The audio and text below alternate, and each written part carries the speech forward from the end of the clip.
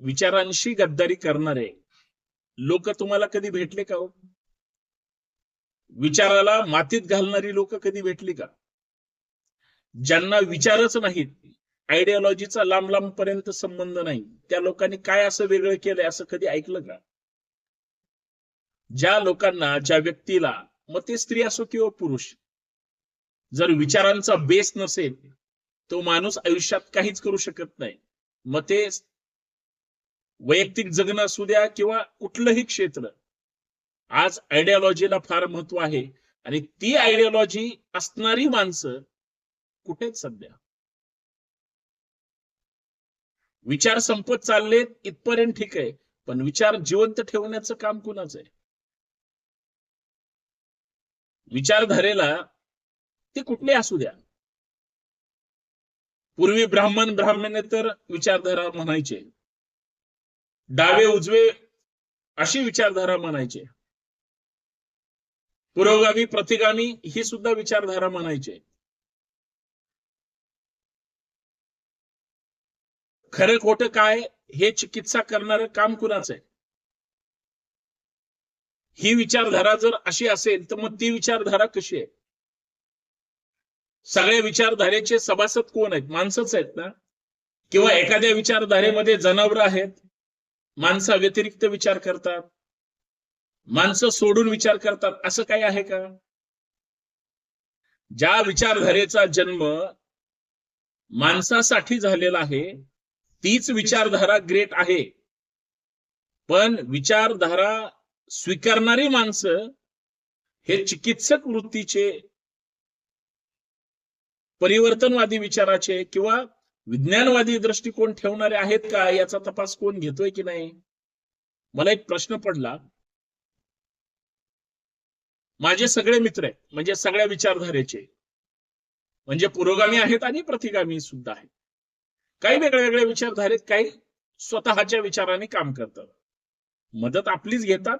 पण बाकी आमच्या कधी वैचारिक वाद होतात किंवा कधी आम्ही वादाच्या विषयावर चर्चाच करत नाही. कधी त्यांना माझेही विचार पटतात, कधी मला त्यांचंही म्हणणं कधी कधी पटतं, पण ते विचाराच्या बाबतीतलं नाही, त्यांनी जो तर्क मांडलेला असतो ते. आणि ज्यावेळेस आम्ही विचारांवरच चर्चा करत नाही, आम्ही वेगळ्या मुद्द्यांवर एका विचाराने वागतो, बोलतो, हा त्याच्यातला एक समान धागा. पण तुमचा डायलॉगच नसेल, तो ज्या विचारात काम करतो तो कसा काम करतो, त्याला तिथं काय मिळतं, त्याच्या पोटापाण्याचा प्रश्न सोडवला जातोय का, त्याला काही बळ मिळतं का, त्याचे कॉन्टॅक्ट किती आहेत, तो काय करू शकतो, किंवा हा फक्त सामाजिक कार्यातच आहे का, मग यांचा राजकारणामध्ये सुद्धा मग त्याच लोकांना कसं सपोर्ट असतो, हे सगळं आपण अभ्यासायचं नाही, बोलायचं नाही, किंवा ते सुद्धा आपल्याकडे तसंच बघतात. पण अजूनही सांगतो, म्हणजे सत्यशोधक चळवळ असू द्या, त्याच्या अगोदरची चळवळ असू द्या किंवा त्याच्यानंतरची, कोणत्याही चळवळी या संघर्षातून उभ्या राहतात. क्रांती ही श्रीमंताच्या घरात कधीच झालेली, कधी ऐकलंय का तुम्ही? क्रांतीचं बीजारोपण हे गरिबाच्या सामान्य माणसाच्याच घरात होतं. व्यवस्थेच्या विरोधात कोण लढतो? ज्याचं पोट फुगलंय, असं मोठं झालंय, तो कधी करणार आहे का? नाही. ज्याचं पोट पाठीला चिटकलंय तो, कारण त्याच्याच स्वप्नात संघर्षाचा जलवा असतो आणि तो प्रत्यक्षात पूर्ण करण्यासाठी काही करतो, पण तो संवैधानिक मार्गाने. आज काय झालंय, कार्यकर्ते एकमेकांचे शत्रू असतात कट्टर, आणि नेते तिकडे एकमेकांचे मित्र असतात. आयडिओलॉजी आपणच जिवंत ठेवायची आणि त्यांनी गुंदळून टाकायची, याला काय अर्थ आहे? म्हणजे या सुद्धा गोष्टी समजून घेणं गरजेचं आहे. म्हणून विचारांच्या जीवावर काम करणारी माणसं फार कमी आहेत. मी मित्रांसोबत चर्चा करत होतो, म्हणलं सध्या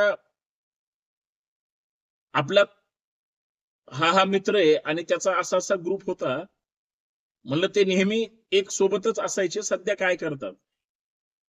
तो म्हणला ते दर 2 वर्षांनी किंवा सतत ते इकडून तिकडं इकडं समाजकारण राजकारण इकडं तिकडं उड्या मारत असतात.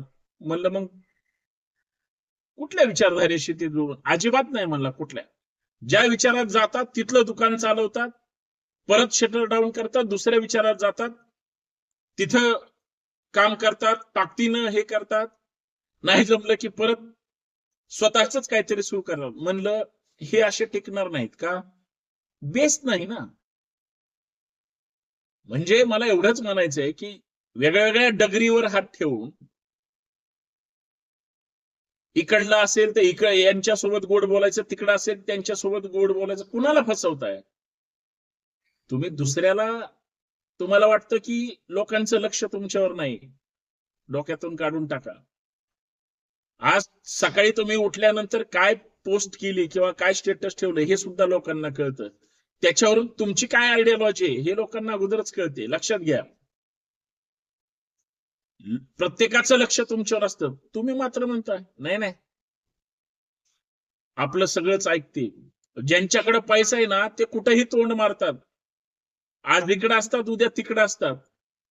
त्यांचा जय म्हणणारी त्यांचीच लाभार्थी असतात, दुसरं कोणी नसतं. म्हणजे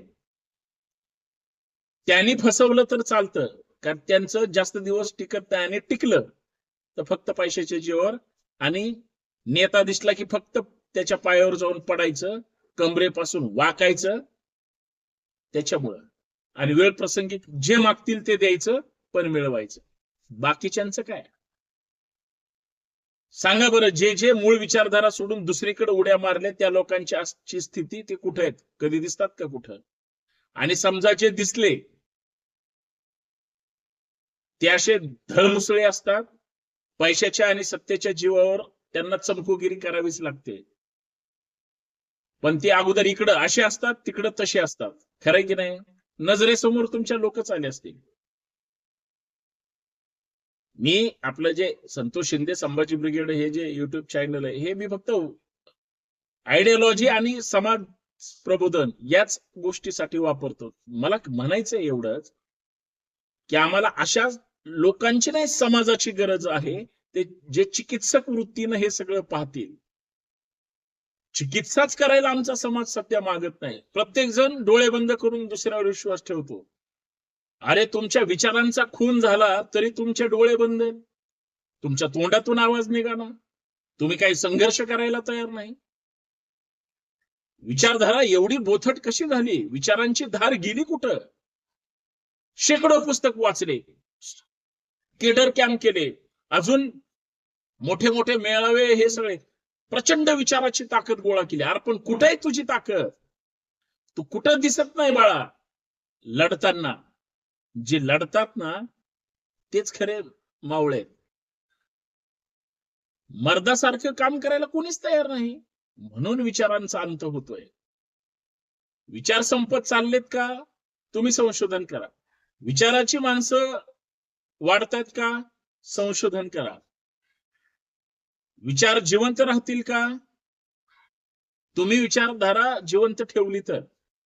या सगळ्या गोष्टीचा विचार करणं गरजेचं आहे. अन्यथा विचारधारा ज्यांच्याकडे नाही, शटर डाऊन आहेत. कुठलंही प्रोडक्ट असू द्या, त्याच्या मागे त्याची काहीतरी त्यानं त्याची एक सिस्टीम उभी केली, तो विचार आहे त्यांचा. एवढंच मला सांगायचंय. बाकी आपण सुज्ञ आहात. खरं आहे की खोट आहे? इतर व्हिडिओ सुद्धा असेच असतात, नक्की पहा. संतोष शिंदे संभाजी ब्रिगेड हे युट्यूब चॅनल नक्की सबस्क्राईब करा. तुमची कमेंट महत्वाची आहे, लाईक करा, बेल आयकॉन प्रेस करा, नोटिफिकेशन ऑल ठेवा आणि इतरांना व्हिडिओ शेअर करा. धन्यवाद. जय शिवराय.